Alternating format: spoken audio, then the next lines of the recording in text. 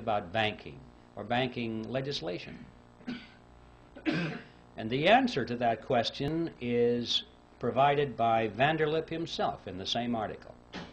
He said, "If it were to be exposed publicly that our particular group had got together and written a banking bill, that bill would have no chance whatever of passage by Congress." Why not? Because the purpose of the bill was to break the grip of the money trust. And ladies and gentlemen, it was written by the money trust. It's as simple as that. Had that fact been known from the very beginning, the public would never have accepted it as a means of breaking the grip over the money trust. And we would never have had a Federal Reserve System because the scam would have been exposed from the beginning. This was like having the fox build the hen house and install the security system.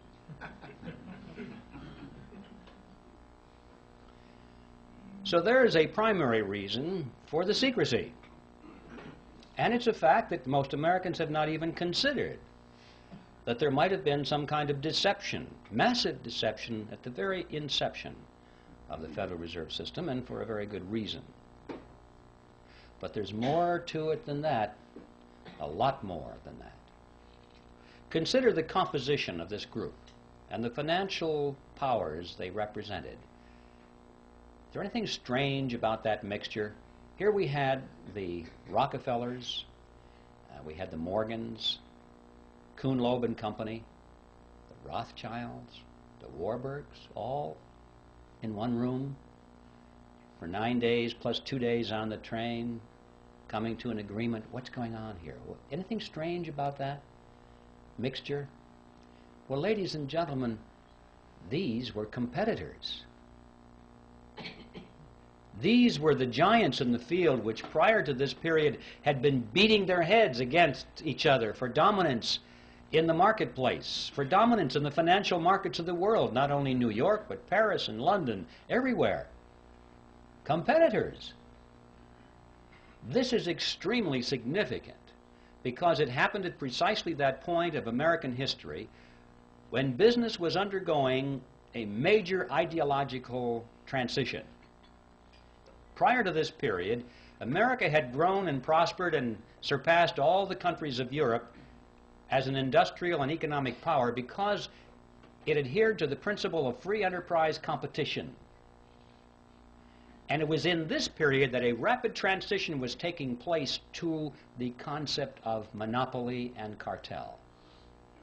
Going back, in fact, to the old world concept which had held Europe back for all these years. Monopolies and cartels were becoming the order of the day in America. It was John D. Rockefeller I who said it. He said, "Competition is a sin." He believed it. All of his biographers quote him on that one, by the way. And he and others of these industrialists of the period were devoting all of their time to the elimination of competition. They did not believe in free enterprise competition at all. They knew that the road to riches and power was through the elimination of their competition. And if they couldn't beat their competition out, then they tried to buy them up. If that didn't work, they joined with them in a shared monopoly, and that is a cartel, a shared monopoly.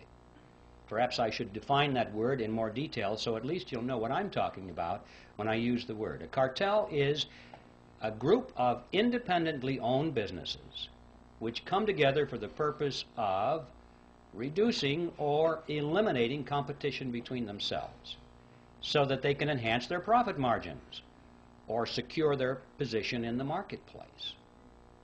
And they do this by price fixing. We won't compete on price. Or they divide up geographical markets or products and services. For example, if we were forming a cartel here, I might say, well, I get the north and you get the south. We won't compete. Or I might insist that I get to produce the gizmo, but you can produce the widget. And we won't compete. Or we'll share patents and processes. We won't compete. And every time we agree to eliminate one area of competition between ourselves, we move closer and closer together until finally we are as one industry insofar as the marketplace is concerned, even though our component parts are independently owned. And that is a cartel. And so that enhances our profits. We can get more for our products and services than we could in the arena of free enterprise competition. And of course, the other side of that coin is that the public pays more for those products or services than they would otherwise. And that is just as true in a banking cartel as it is in any other kind of cartel. And the amazing fact emerges that when you study this period, that for the 15 years before the meeting on Jekyll Island, these groupings of which we're speaking had come together increasingly in joint ventures. They were learning how to avoid competition between themselves. They knew they couldn't knock each other out. They had tried that. It was too costly. Now it was time to come together. And what happened on Jekyll Island is that they formed a banking cartel, and they called it the Federal Reserve System. An amazing fact that all these years we've had something which most people have thought was a government operation of some kind or another. We were told it was a creation to protect the people, to stabilize the economy, and it's a cartel. And the purpose of a cartel is to enhance the profit structure of the members of the cartel. Period. That's the second amazing discovery, to be learned if we understand and analyze what happened on Jekyll Island back in 1910. But there's a third element, which is perhaps even the most important of all, and that is that this cartel went into partnership with the government. Well, cartels often do that to enforce their cartel agreements, but in this case they did it in spades. Now, in any partnership, there has to be a payoff. There has to be some benefit to the partners, otherwise they won't go into the partnership, or if they go into it, they won't stay in it for very long. So it's a legitimate question for us to ask, what is the payoff? What's the benefit to these partners? Let's find out why the government is in this partnership, and then we'll find out why the banking cartel is in it. And in order to find out what the payoff is, we'll have to examine how the Federal Reserve System creates money, because that's the key. Now, if you're not familiar with how money is created in America, this is going to be really some experience to go through this. For the first time, you're going to shake your heads and say, I don't believe this.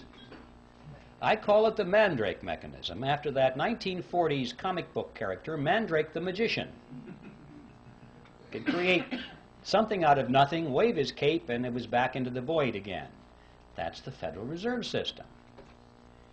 Now, let's take this and break this down. I need to warn you in advance, however, that you shouldn't try and make sense out of this. Okay?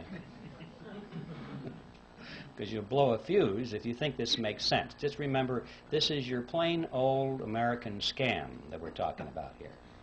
It's that simple. And I'm going to strip away all of the banker terminology and all the accounting terminology and use just plain old plodding English to make it comprehensible. In spite of that, however, I want you to know that everything I'm going to tell you from a technical point of view is 100% accurate, in spite of the simplicity of the language.